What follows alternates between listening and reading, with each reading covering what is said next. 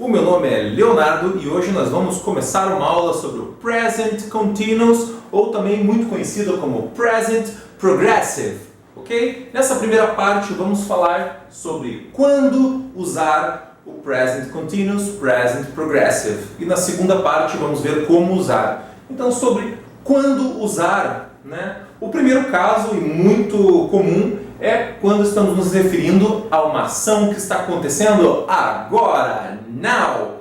Então, example number one, what are you doing? O que você está fazendo? Example number two, I'm watching a very interesting video. Eu estou assistindo um vídeo muito interessante, certo? Então, quando tratamos sobre um fact, um fato, mas nesse caso, diferente do simple present, um fato que ele está acontecendo agora e ele continuará acontecendo during a week, durante uma semana, month, ou até mesmo year, ou até mesmo um ano, durante semana, mês, ano. Example number one, I'm reading a very long book. Quando eu estou lendo um livro muito longo. Quando você fala que está lendo um livro muito longo, você pode não estar lendo agora, mas você tem lido este livro. Então, nesse caso, você usa o Present Continuous. Segundo exemplo, is your cousin working for IBM? O seu primo está trabalhando para a IBM? Novamente, quando você faz essa pergunta, você não quer saber se a pessoa está trabalhando agora, mas sim se ela tem feito isso durante as semanas, meses, né? Se esse fato está acontecendo. Ok? Então, seguindo. Frequently repeated question. Observe o example number one. He's always complaining about the children. Ele está sempre reclamando das crianças. Example number two. Leonardo is always telling the same jokes. O Leonardo está sempre contando as mesmas piadas. Tio do pavê. Agora, veremos aqui mais uma situação onde nós usamos bastante o Present Continuous ou Present Progressive, que é quando falamos sobre Planned Future Actions, ou seja, ações que elas vão acontecer no futuro próximo, mas elas já estão planejadas, está tudo certo para acontecer. Nesse caso, você pode usar sim o Present Continuous. Veja o example number one. Hurry up! The bus is leaving in few minutes. Pressa! Acelera! O ônibus ele está partindo em alguns minutos. Example number two. Many doctors are leaving for São Paulo tomorrow. Muitos médicos estão partindo para São Paulo amanhã. Como você pode ver, está no Present Continuous, né? E é uma coisa que vai acontecer amanhã, mas é uma ação que já está toda organizada para acontecer, que você sabe que vai acontecer, que ela já foi planejada, está estruturada. Seguindo, non-continuous verbs. O que são non-continuous verbs? Na língua inglesa existem alguns verbos que você pode até usá-los no present continuous, mas eles costumam ser evitados. Então esses verbos aqui, pay attention, preste bastante atenção. Eu não estou dizendo que eles não são usados, eu estou dizendo que você deve evitar, principalmente se você for um estudante do nível básico da língua inglesa, porque quando você for desenvolvendo a sua linguagem, você vai ver que tem casos onde você vai conseguir usá-los em língua inglesa, embora em alguns casos, ok?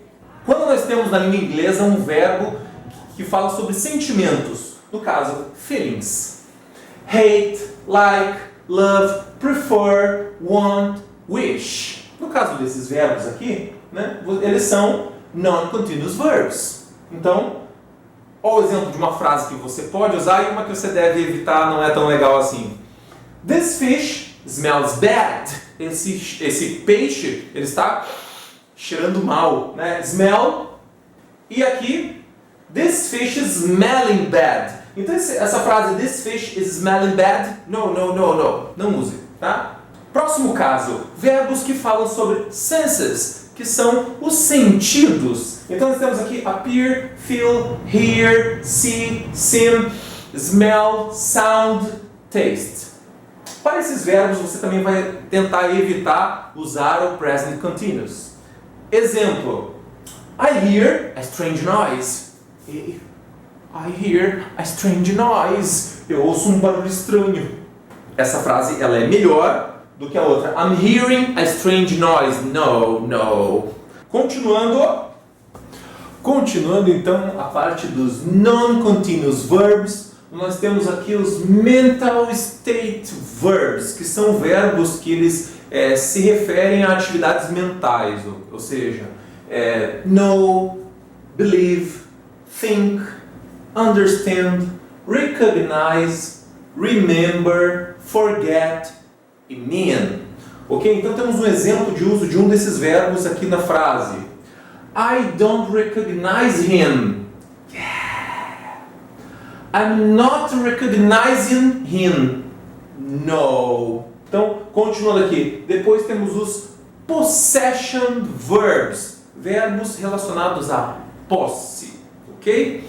Nesses verbos temos os exemplos dos verbos have, on, possess, belong.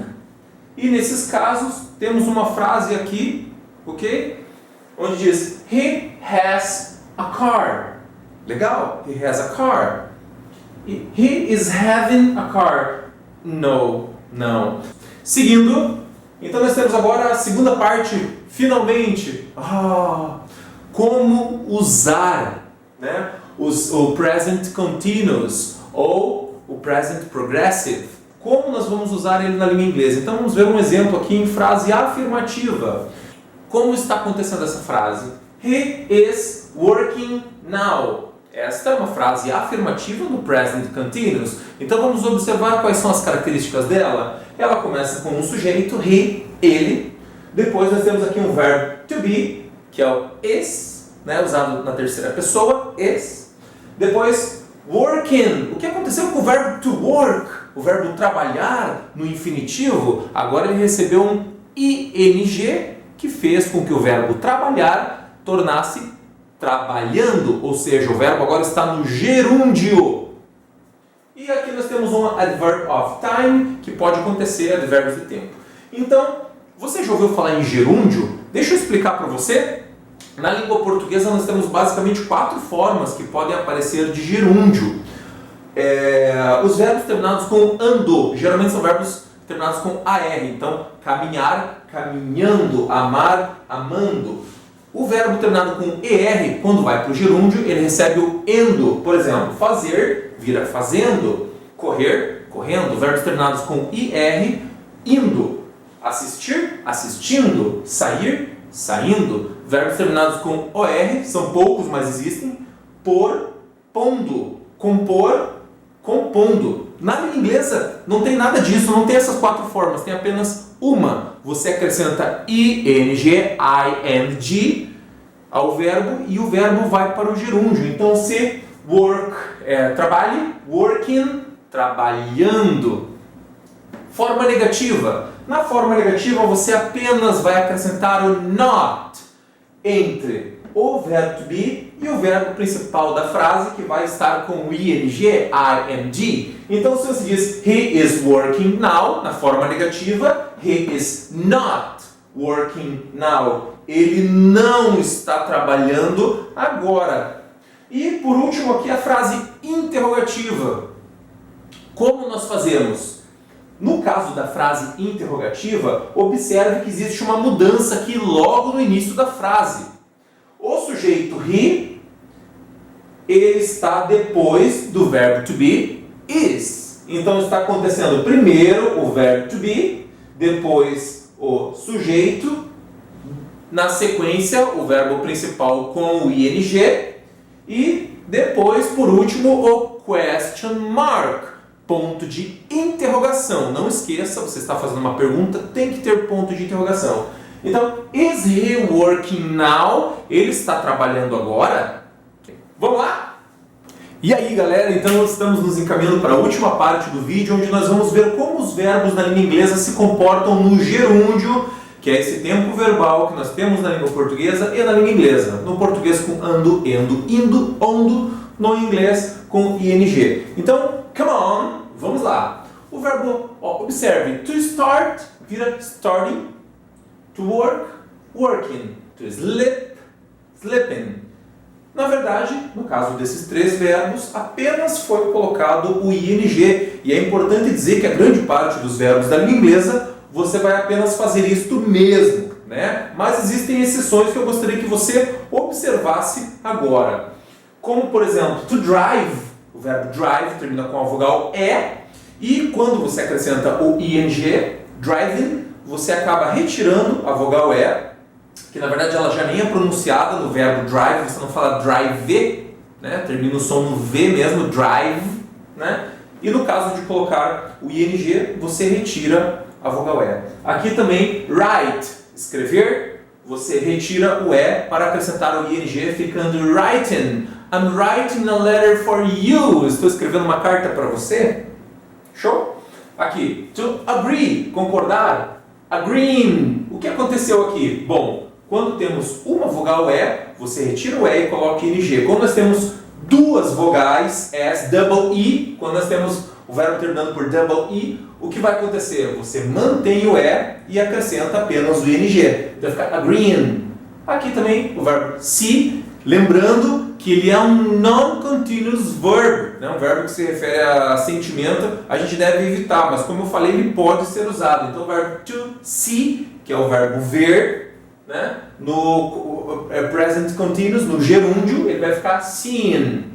Legal? To cry, que é chorar, e to stay, que é o verbo ficar, eles terminam por Y. O cry, Y precedido de consoante, e o stay precedido de vogal. Nesse caso, não tem problema nenhum terminar com Y. Vai acrescentar o ing do mesmo jeito, tranquilo. Então, crying, staying, very easy, bem fácil, né?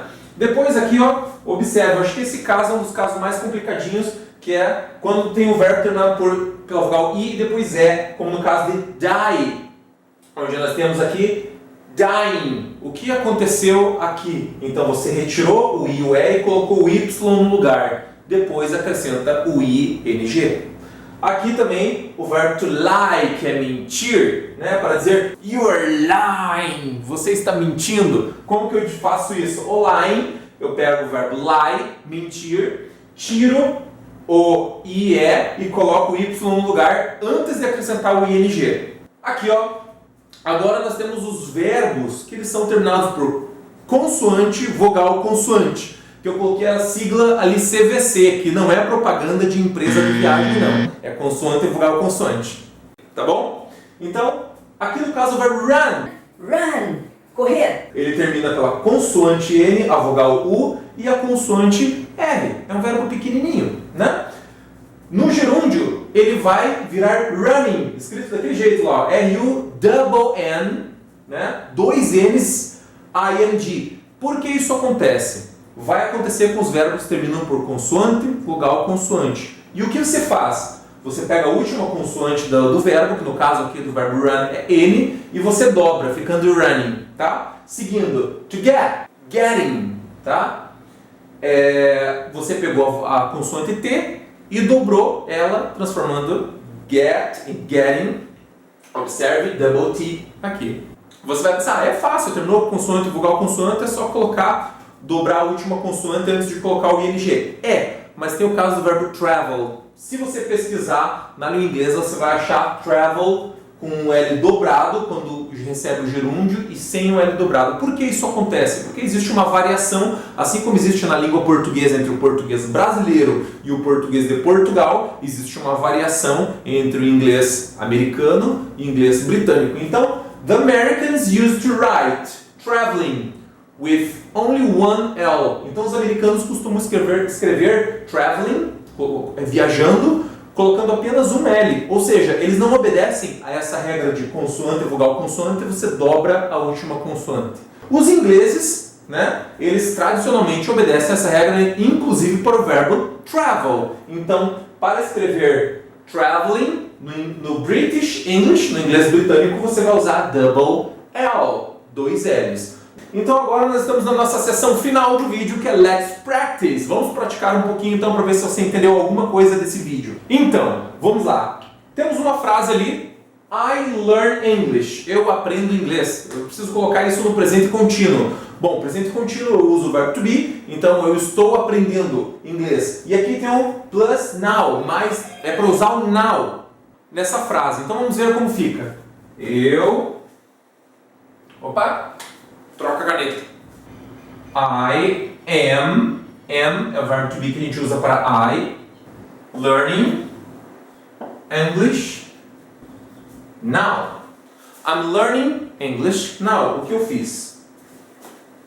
Adicionei o verbo to be, o verbo learn recebeu o ing, aprendendo, e coloquei o now que estava aqui. Vamos fazer o último. You work there. Você trabalha lá. Eu quero dizer, você está trabalhando lá. Opa! E aqui tem o mais not. Então vocês vão colocar na negativa. Você não está trabalhando lá. Como a gente vai fazer isso? You are not working there. Você não está trabalhando lá. O que tem de diferença aqui? Eu coloquei o verbo to be porque tem que ter verbo to be no present continuous, tá? No caso era uma frase negativa, então o not ele veio entre o verbo to be e o verbo principal da frase, que é o verbo trabalhar. E o verbo principal ele recebeu um ing, o verbo work, que é trabalhar, virou working, trabalhando. Eu espero que vocês tenham gostado dessa aula. Peço a todos que deem um like aí antes de acabar o vídeo, que se inscrevam no canal. E é isso aí, galera. Bye bye!